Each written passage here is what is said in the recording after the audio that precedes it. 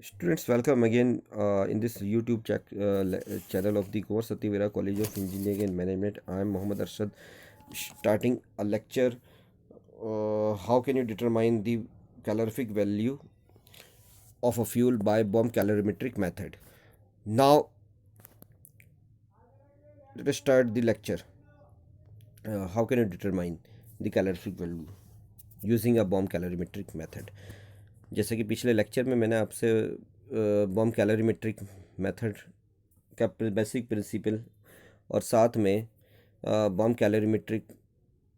Calorimeter का description दिया था कि किस तरह से इंस्ट्रूमेंट्स होता है, किस तरह से एपरेटस होता है. It is a combination of two apparatus mainly. First one is the bomb pot and second one is the calorimeter, that is the copper calorimeter. इस लेक्चर में हम इसे आगे बढ़ाते हैं. तो ये सेकंड लेक्चर हो जाएगा कैलोरीफिक वैल्यू का. तो यहाँ से वर्किंग को समझते हैं ध्यान से. वर्किंग को समझने के लिए बॉम्ब कैलोरीमीटर में जो क्रूसिबल यूज़ होता है, क्रूसिबल जो कि स्टील का बना होता है, इस क्रूसिबल के अंदर फ्यूल को ले लिया जाता है. Known weight of fuel is taken into a crucible. Crucible के अंदर नॉन वेट ले लिया जाता है. अप्रोक्सीमेटली 1 to 2 ग्राम, 1 से लेकर 2 ग्राम फ्यूल लिया जाता है इस क्रूसिबल के अंदर. ये क्रूसिबल भी स्टील का बना होता है जो कि इलेक्ट्रोड से कनेक्टेड होता है. Then add oxygen. Oxygen add कर दिया जाता है बॉम्ब पॉट के अंदर, because without oxygen a fuel can not be burn. तो प्रेशर कितना रखेंगे आप? 30 atmospheric pressure. Now current supply. अब क्रूसिबल में ये जो इलेक्ट्रोड कनेक्टेड होते हैं, इस इलेक्ट्रोड में करंट सप्लाई कर दिया जाता है. इस इलेक्ट्रोड से कनेक्टेड होता है मैग्नीशियम वायर. मैग्नीशियम वायर ये बर्न होगा तो 6 वोल्ट की बैटरी से कनेक्शन से मैग्नीशियम वायर में करंट फ्लो करा दिया जाता है. वायर फ्यूज़ हो जाएगा और वायर फ्यूज़ होने से क्या होगा? कैलोरीमीटर वायर फ्यूज़ जब होगा तो फायर की वजह से फ्यूल बर्न, वो फ्यूल में आग लग जाएगी, बर्न हो जाएगा. हीट इवॉल्व होगी, पास टू दी वाटर. ये हीट वाटर में पास कर दी जाएगी और टेम्परेचर को रेज कर दिया जाएगा. यानी कि टेम्परेचर जो रेजिंग द टेम्परेचर होगा वो T2 - T1 हो जाएगा. T2 after absorption of heat by the water and T1 is before burning the fuel. The temperature of the calorimeter into the calorific value. अब इस रेजिंग द टेम्परेचर जो होगा, जो temperature कितना बढ़ा, उसे हमें एक सिंपल से फार्मूले में पुटअप करना है और कैलोरीफिक वैल्यू में कन्वर्ट कर लेना है.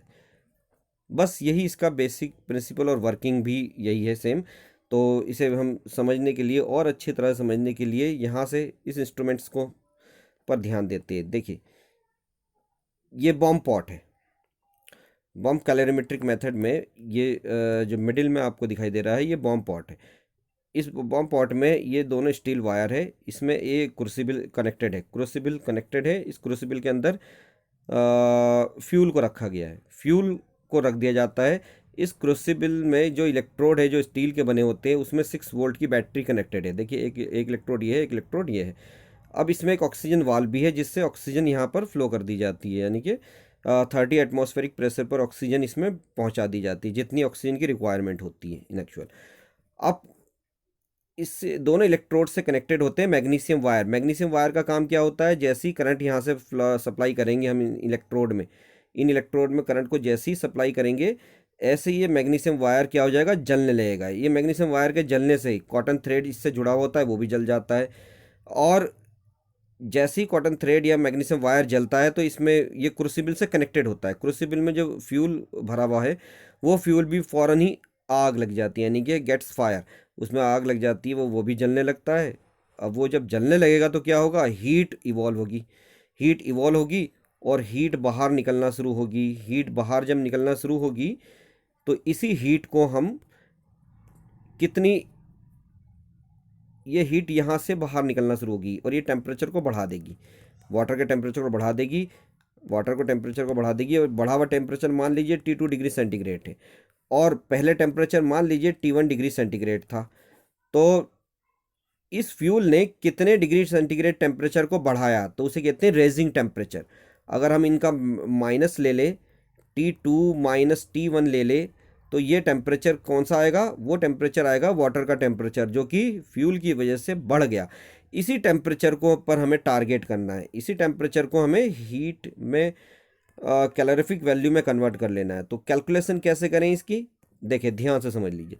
मान लीजिए मास ऑफ द फ्यूल जो कि कैलोरीमेट्रिक मेथड के थ्रू हमने एक क्रूसिबल के अंदर या कैलोरीमीटर के अंदर रखा था, उसका मास हमने कंसिडर करा x ग्राम, क्रूसिबल में जो वेट लिया वो x ग्राम, ऑब्वियसली 1 to 2 ग्राम मास लेते हैं फ्यूल का किसी भी।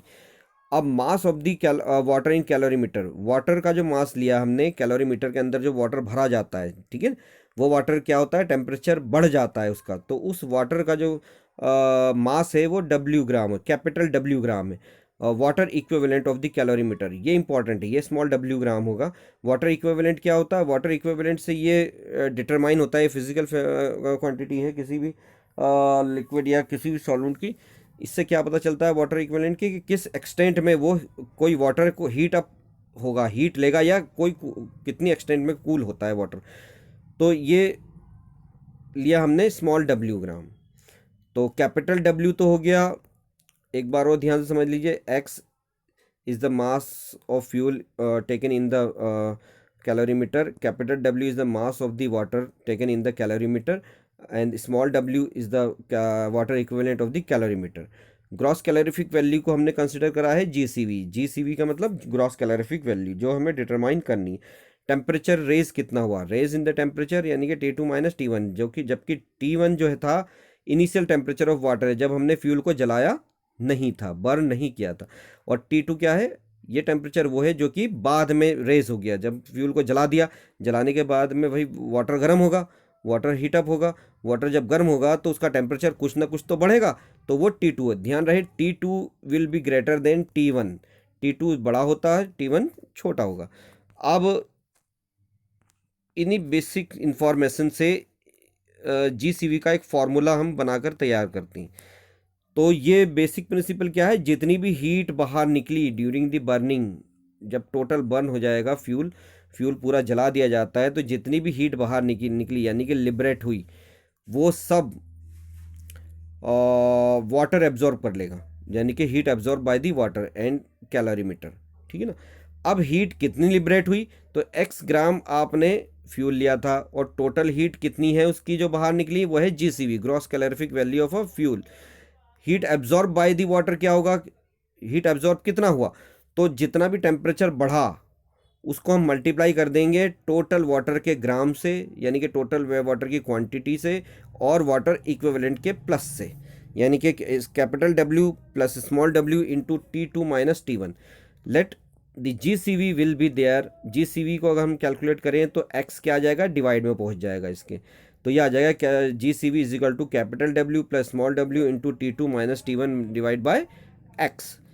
फिर से समझ लो स्टूडेंट्स, GCV का फॉर्मूला क्या है, GCV is equal to capital W which is the total mass of the water taken in the calorimeter, small w plus water equivalent of the calorimeter, T2 temperature, final temperature of the calorimeter, minus T1 initial temperature before the fuel burning,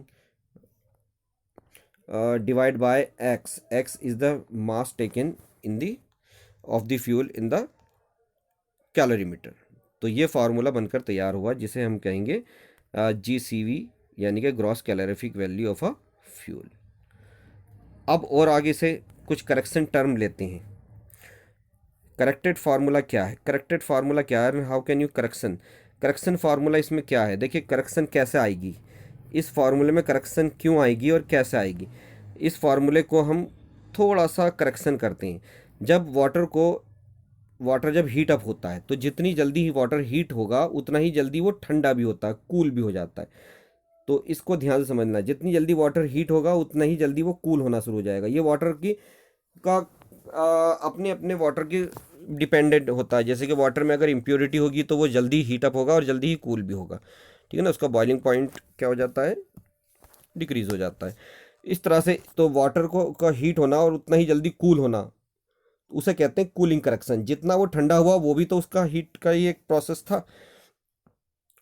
second correction क्या है, एक correction इसमें आएगा cooling correction of water, जो कि minus plus होगा, sorry, cooling correction क्या होगा इसमें, प्लस होगा। सेकंड करेक्शन इसमें क्या है, सेकंड करेक्शन है मैग्नीशियम वायर, जो कि मैग्नीशियम वायर जलता है, ये फ्यूल नहीं है, ध्यान रहे स्टूडेंट्स, ये फ्यूल नहीं है, ये भी जलने के बाद में कुछ ना कुछ हीट प्रोड्यूस करेगा। ये हीट एक्चुअल में क्या होगी, ये वाटर को सप्लाई हो जाती है, तो ये हीट हमें नहीं चाहिए, हमें हीट वो चाहिए जो कि क्रूसिबल के अंदर जो फ्यूल जला है वो हीट चाहिए, तो ये हीट हमें माइनस करनी पड़ेगी, तो इसे कहते हैं फ्यूज वायर करेक्शन, जो कि माइनस होगा। ठीक है, तो एक कूलिंग करेक्शन हो गया जो कि प्लस होगा, फ्यूज वायर करेक्शन जो कि माइनस होगा। सेकंड करेक्शन क्या है, इस फ्यूल के अंदर सल्फर में भी प्रेजेंट, नाइट्रोजन में भी प्रेजेंट, तो सल्फर एंड नाइट्रोजन ये क्या काम करते हैं, ये sulphur dioxide and NO2 gases बना लेते हैं। ये गैसेस क्या होते हैं, कंडेंस होने के बाद में भी अपनी हीट प्रोड्यूस करती है, तो कंडेंसेशन ऑफ हीट ये वाटर में मिक्सअप कर लिया जाता है, इसमें अंदर वाटर यहाँ ऐड करते हैं, तो क्या होता है, ये वाटर के अंदर मिक्सअप हो जाता है, तो इसे कहते हैं एसिड करेक्शन। ये वाटर से मिलकर क्या बना लेते हैं, एसिड बना लेते हैं। सल्फर बनाएगा सल्फ्यूरिक एसिड, नाइट्रोजन बनाएगा नाइट्रिक एसिड, तो एसिड करेक्शन भी इसमें माइनस अप होगा।